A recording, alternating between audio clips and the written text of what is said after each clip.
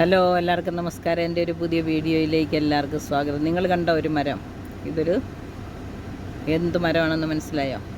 കായ്കളില്ല, കൊലയൊക്കെ ഉണ്ട്. സൂക്ഷിച്ച് നോക്കിയാലുണ്ട്. ഇത് എണ്ണപ്പനയാണ്. ഇതിൻ്റെ കായിൽ നിന്നാണ് പാം ഓയിൽ ഉണ്ടാക്കുന്നത്. ഇതൊരു വലിയ എണ്ണപ്പന തോട്ടമാണ്.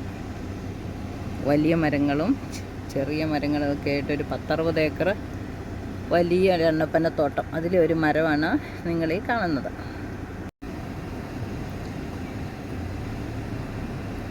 കണ്ടോ, ഈ മരത്തിൻ്റെ കവിളിലേക്ക് നോക്കിക്കുക. കണ്ടോ കൊല?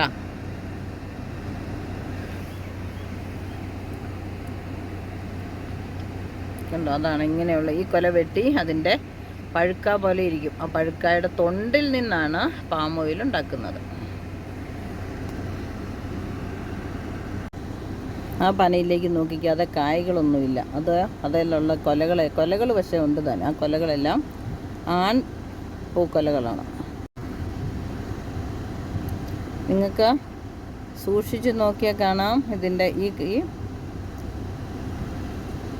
ഈ പനയിൽ കായുണ്ട്, ഈ പനയിൽ കായില്ല. ഇതുകൊണ്ട് ഇത് കായ ഉണ്ടാകുന്നുമില്ല. ഇതിലുള്ള കൊലകളെല്ലാം ആൺപൂക്കൊലകളാണ്. ഇവിടെ പോളിനേഷൻ നടത്തുന്നത് കൃത്രിമമായിട്ടാണ്. ഓരോ കൊല ഉണ്ടാകുന്നതിന് മുമ്പ് തന്നെ പൊതിഞ്ഞ് കെട്ടി വെക്കും. എന്നിട്ട് നല്ല പനയുടെ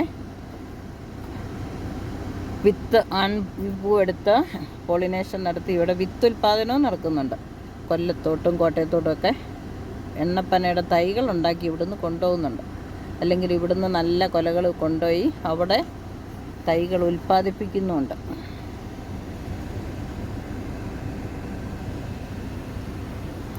ഒരു 10-50 മീറ്റർ ഉയരം വെക്കുന്നതാണ്. ഇതൊക്കെ തൈപ്പനകളാണ്.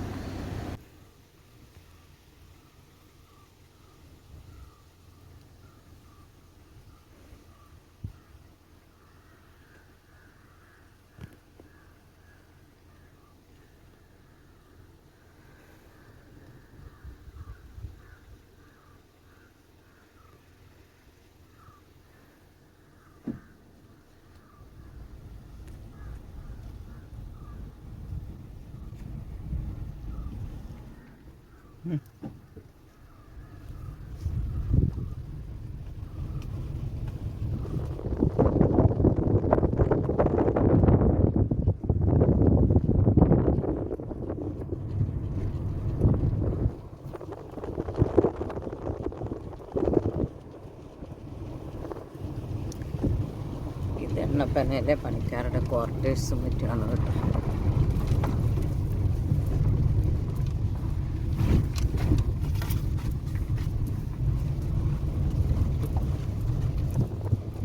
പൊക്കം കുറഞ്ഞ വനങ്ങൾ വളർന്നു വരുന്നത്.